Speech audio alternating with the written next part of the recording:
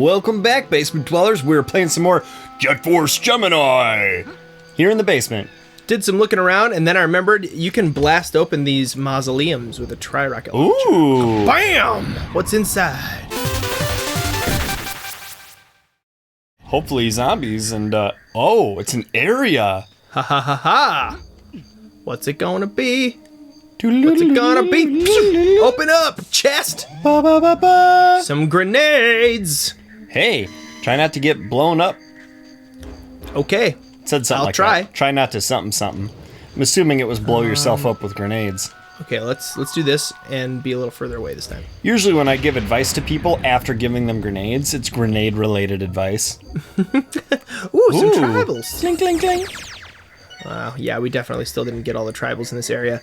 It's okay. We're gonna be doing tribal runs later and kind of doing it all at once. Yeah, we're right now. totally We're trying to pros do at some this game. plot progression and some fun stuff progression first here. So in the last episode, This is what I'm talking about. You ready for this? Look at this. Yeah. Boom, boom. What? Our tri-rocket launcher Single ammo unit. just went up by Nice. 10, so we can hold 10 more. Oh, so we can hold 15. Yeah, 15. Oh, but we didn't get more. We just got extra capacity. Correct. Or are we gonna get more ammo? Grenades. Right there. Boom. Does this Oh, got doubles? full. Okay. So when you see this means it's the end of the level, which I totally could have gone to before. Well, That's all right. sorry if you watched the last episode of the basement and were like, "Oh, you're so close." This is the bridge. The Tofret Ooh. Bridge. New area. Look at the green. And we like, were here mossy before. Grime. We were here grouping. before. Were we? Yep. But Was I? Oh, you're remember? getting shot. I was getting shot at Oh before yeah, too. I remember. But check this out. Something that I didn't show you with the tri-rocket launcher, which is quite awesome. We're gonna go to the top of the bridge. Okay. And I'm gonna show you. Because I forgot this. Well, It's pretty cool. it has been a while since you played. True. I mean, other than the last I'm just time. remembering it now. Lock on. Oh, never mind. It doesn't work. Okay. I do see a little like box. Yeah. Go around the enemy briefly, and then but then it goes away. Wow. That sucks. A pistol is still my best choice here. Boy, this looks hard. It is. Now is up It is up exactly when you're the thing aiming, or is that you said. up down? It's Is it the it's inverted opposite. Control. It feel like you're actually flying an airplane control. Short bursts. That's how you shoot an M80. This game is tough, guys. You know, back in the day, games were tougher. Back in my day, do you think that's true? Are games harder? Tougher were games. I think so. But here's the difference. Yeah. Here's what's going on with I'm gaming ready to hear today. the difference. Here's what's going on with gaming in the world. In general, in my limited experience. When I was younger and I played a NES game or a Super Nintendo game or even a Nintendo 64 game, you'd get, if it was like a frustrating game or like a poorly controlling game or a confusing game, you'd get as far as you could get and then you'd get stuck. And if it was a good, well-designed game and you kind of knew what you're supposed to do, you'd sometimes just come across something that was too difficult. And you'd try, and then you'd decide it's not worth trying anymore. I would rather do something else. Yeah. And so then you didn't finish the game. You got that far and that was it. And maybe if the game had good replay value and you wanted to play the first few levels again, you'd go and play and get to the same spot. Maybe sometimes you get a little further. But there are a lot of games you didn't beat back then. Games nowadays, it feels like kind of almost a guarantee that you could beat it as long as you just put in the time. And it's not like super frustrating, like you have to do stuff over and over again. So I'm getting so sloshed. let's talk about the difference. Let's sloshed, I mean say like Mario 1 versus Super Mario Galaxy for the Wii. Yeah. So in Mario 1, you might get to World 4 or World 5 or whatever, and it's just too hard, and you run out of lives, and you can't continue, and then it's 1-1 again. And you're like, ugh, I'm gonna go outside and do something else. Well, now with Super Mario Galaxy, it's like it saves after every level, it saves after every star that you get, and you don't lose your progress. And yeah, the levels get more challenging, but they're all designed that if you just attempt them a few times or maybe a dozen times, Yeah, but you there's get just through more them. of them. Yeah.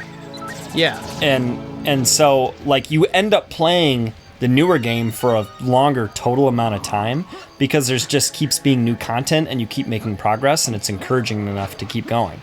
So it might feel harder when you sink 15 hours into Super Mario Galaxy versus 3 hours into Super Mario 1. But you beat Galaxy because it was easier, just bigger. And you didn't beat Super Mario 1 because you got so far and then you lost all your lives. Yeah.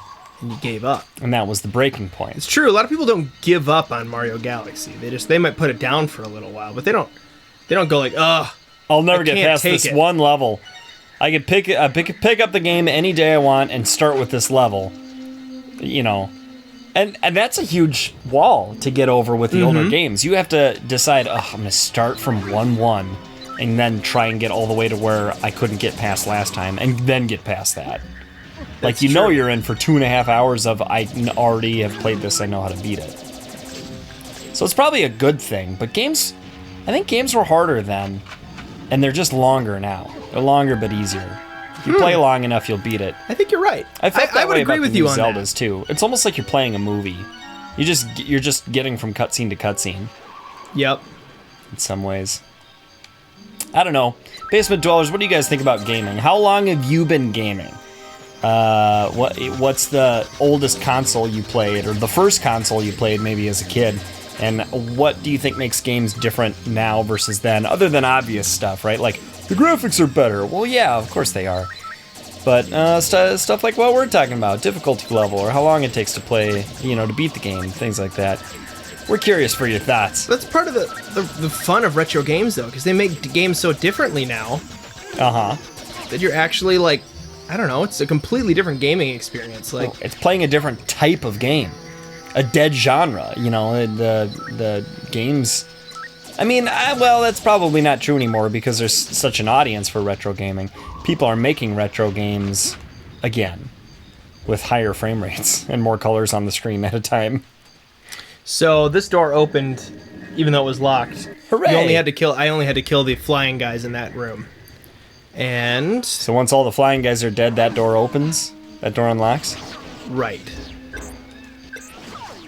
Man, this game is hard. I'm glad you're playing. Okay, I'm leaving these guys. Nintendo 64 was a great console. A lot of people say it's one of their favorite consoles, one of the best consoles. I don't know. Some people say that. I don't know. But it seems like it didn't age quite as gracefully as some of the other games. Or some of the other consoles, Like, Super Nintendo games you can play and they still look good. The Nintendo 64 games look like the absolute bottom of the barrel for 3D. This is a cool game. It's a good-looking game, and it's true. It's sort of like playing job. Like an Atari game, right? Now it's the Atari of 3D. Whoa! Is this where we started? Can't be. I don't know. Doubt it. I'm gonna go through this door. I'm gonna see what happens on the other side of this door. It's all murky. It all looks the same. This looks different. Ooh, this does look different. Speaking of it all looking the same, this looks different. That wall looks highly suspect. I wonder what's in a Wonder Ball. Oh man, I'd be nervous when you can only hold 15 of those. Oh! It is suspect, but Juno can't open this door, apparently, is what it was meant to say from the very beginning of time. Juno refers to himself in the third person. Oh, come on, you could totally grab that ledge. I know, I thought we had ledge grabbing abilities. Oh. Or we could just climb. Oh, well, that'll do. You did have ledge. Yeah, see, you're grabbing that ledge. That other one must not be grabbable. I'm getting a feeling. You're in. Ooh. Okay, I'm a little worried about bad guys coming. But I'm going to climb up this thing here. Gosh, these old games are so foggy. What is this?